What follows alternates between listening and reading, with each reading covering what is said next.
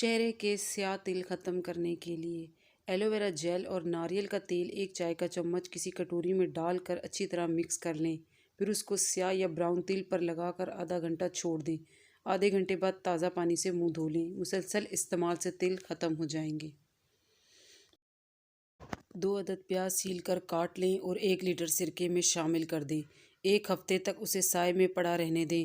1 ہفتے کے بعد پیاز نکال کر سرکے کو محفوظ کر لیں اور 10 دن تک لگاتار رات میں اس سرکے کو سر کی جلد میں لگا کے سو جائیں اور صبح سر دھو لیں۔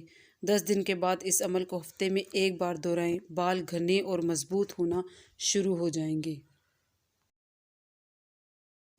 بلیک ہیڈز: 1 کھانے کے چمچ لیموں کے عرق میں 1 چٹکی بورک پاؤڈر اور 1 چٹکی چینی ملا کر ایک بوتل میں ڈال دیں اور کچھ دنوں کے لیے اسے چھوڑ دیں۔